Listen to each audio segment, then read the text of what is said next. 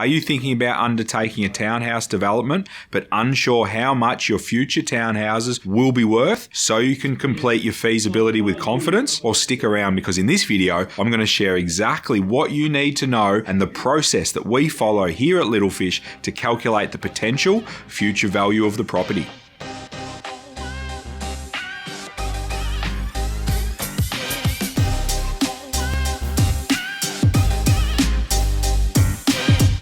Let's get into it. Hey guys, Peter Kelly here from Little Fish Property Developments, helping you maximize the value of your land and generate wealth through low-risk residential property development projects. We share everything you need to deliver successful projects time and time again. So if you're new around here, make sure you hit the subscribe button and turn the bell notifications on so you don't miss a thing. When considering the potential value of your proposed future townhouses, many variables need to be considered. For this video, I'm going to share the specific metrics and places that I look to begin building a story behind how much I believe the future townhouses will be worth. It is important to note that feasibilities are crucial to making good purchasing decisions, but they are only as valuable as the numbers that you put in. Having a genuine understanding or applying some genuine metaphoric science around the sale figures will be critical to the value of your feasibility and ultimately the outcome that you can expect at the end of your development project. Here are the things that we here at Little Fish consider when calculating the future value of a property we are looking to develop. As a first step, before you can value the townhouses, you need to step back and get clarity around how many dwellings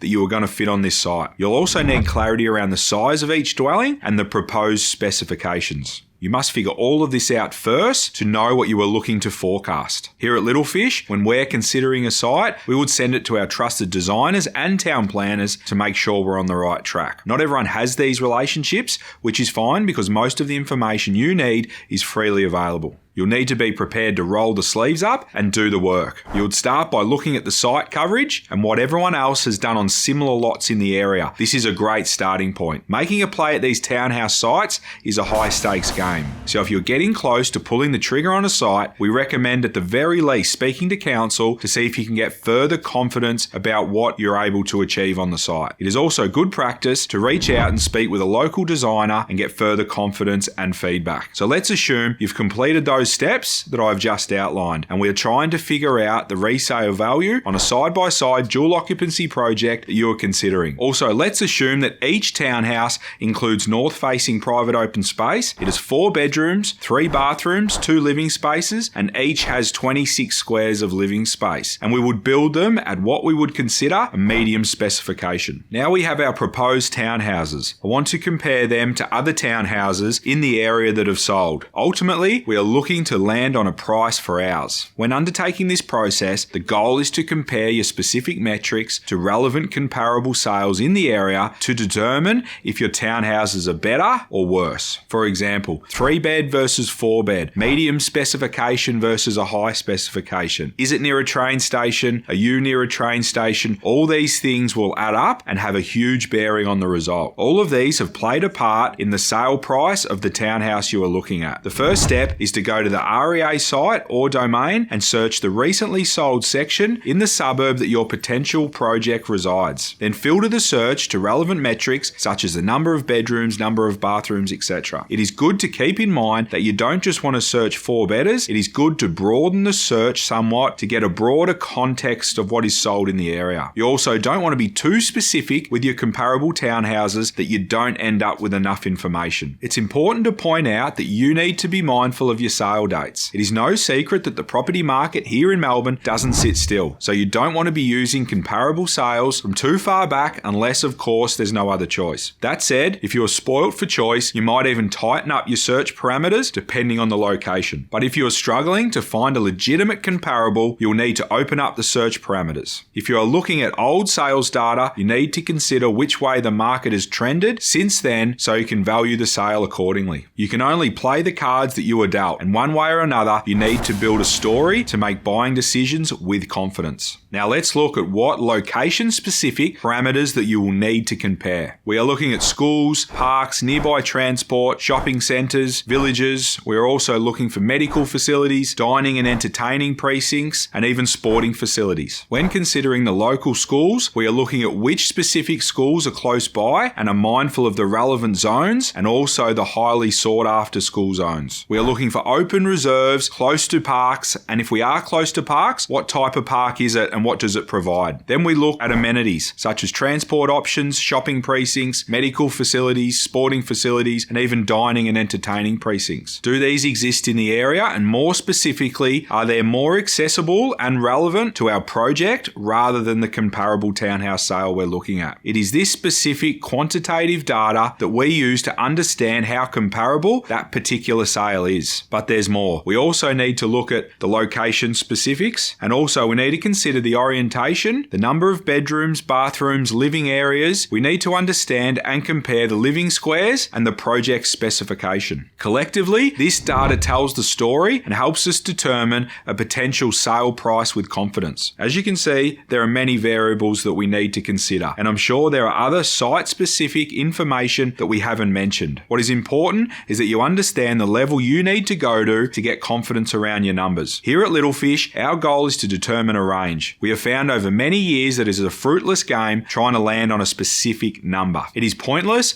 because it's bordering on impossible to get it right, and we know from many years of experience. The good news is it doesn't need to be perfect. You don't need to land on an exact number. You need to land on a range that you are comfortable with based on the qualitative data that you've found. We break our range up into pessimistic, realistic, and optimistic, but ultimately though, it doesn't matter how you do it. For us, about using a range set, if we can get a potential development site to stack up in that low range or pessimistic range, then we know it's a winner. Now, a quick side note, running this course could uncover obvious opportunities and potential changes that you want to make to the townhouses that you are proposing. For example, you might want to up the specification to attract a premium buyer. This type of research and due diligence will make you an expert in the area, and it's guaranteed to help you make decisions with confidence and ultimately help you grow your wealth through residential townhouse property development. Well, that's it, guys. That's a wrap. Hopefully you're getting a ton of value from these training videos. We love making them, so please drop any questions or topics that you'd like us to tackle in the comments box below. And of course, if you haven't already subscribed, make sure you turn the bell notifications on so you don't get left behind. I'm Peter Kelly. Thanks for watching, and until next time,